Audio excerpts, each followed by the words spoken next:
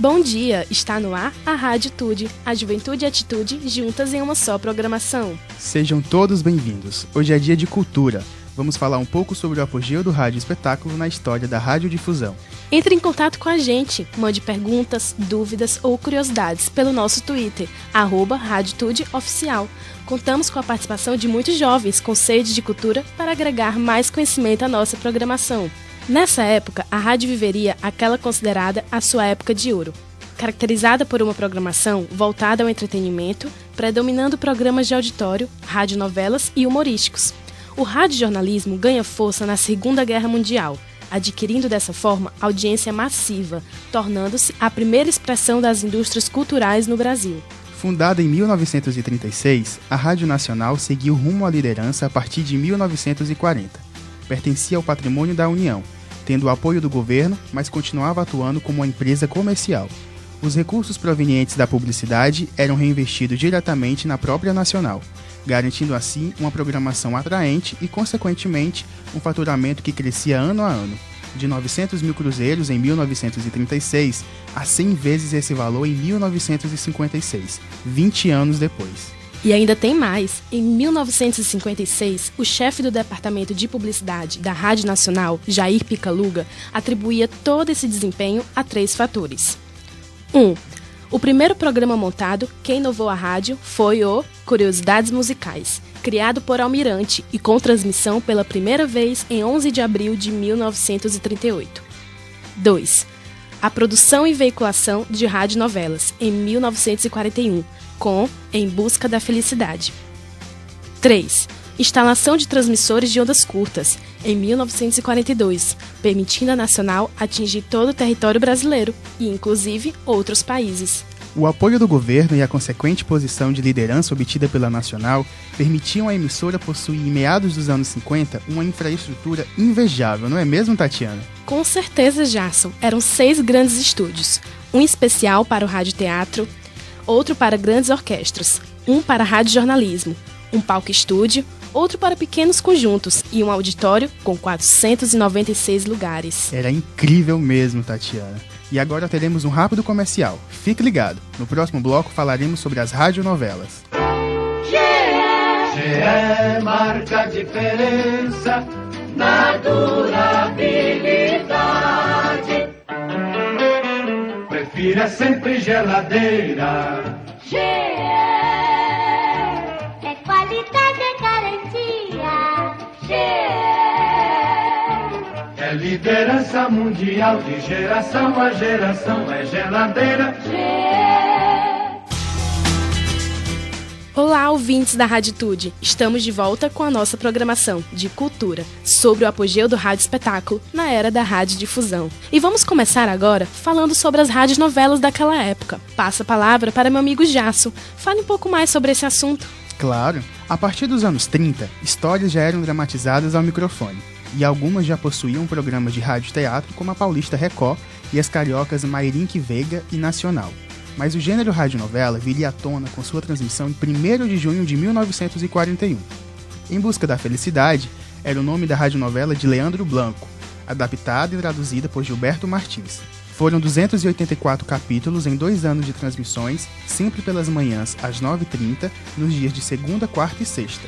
No mesmo ano, tomamos como exemplo e começou a ser transmitida no Brasil a sua primeira radionovela, Fatalidade, de Odurvaldo Viana na Rádio São Paulo.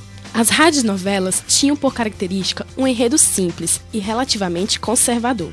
Até os últimos capítulos, o bem predominaria sobre o mal, com a punição ou arrependimento daqueles personagens que haviam se desviado do comportamento socialmente aceito pela moral vigente da época. O sucesso das novelas foi gradativo.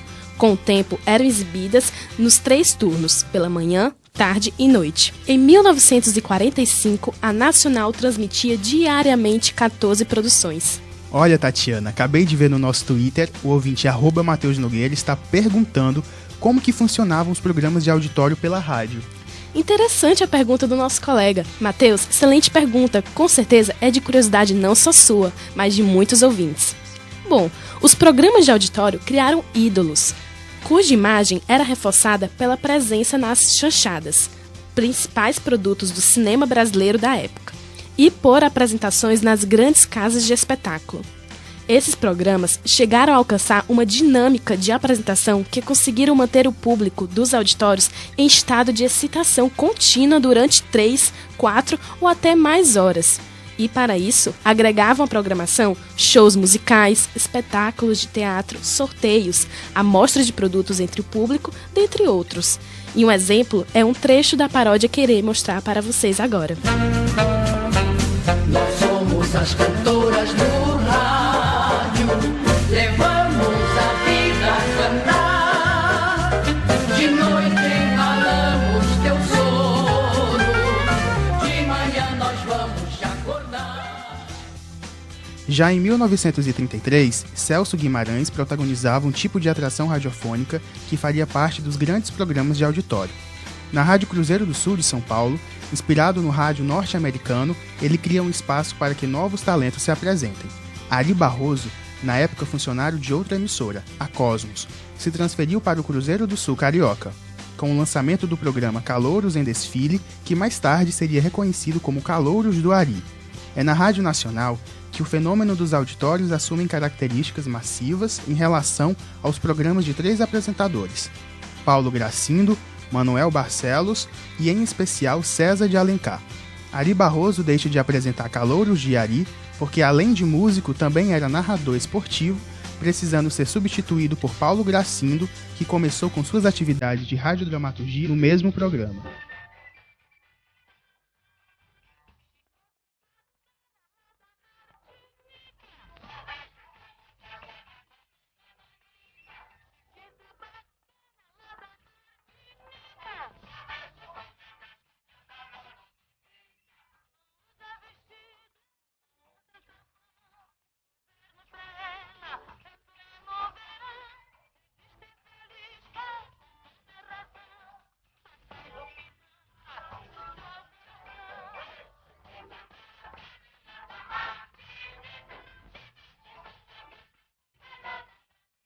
Em 1945, Paulo Gracindo apresentava um programa de músicas carnavalescas na Nacional, aos sábados à tarde, horário que desagradava o radialista.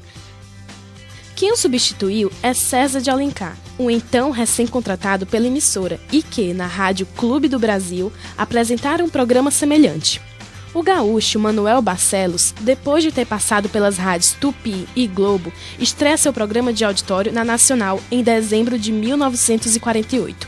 E na mesma época é criada uma estratégia mercadológica, com o título de Rainha do Rádio, que faz com que César de Alencar apadrinhe a cantora Emilinha Borba, enquanto Manuel Barcelos faz o mesmo com a Marlene, entre os fãs-clubes das duas finalistas, do primeiro concurso feito pela rádio. Ding dong, Avon chama, dê as boas-vindas à sua revendedora Avon, ela tem pra você sugestivas fragrâncias para sua intuição feminina escolher. Avon, fragrâncias maravilhosas. Experimente-as antes de comprar no conforto do lar com a ajuda de sua revendedora Avon.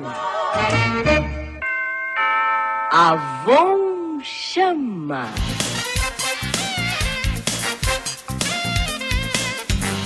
Então é isso, ouvintes da Rádio Tude. Ficamos por aqui, não é mesmo, Tatiana? É verdade, Jason. Obrigada pela participação de todos e até o próximo programa.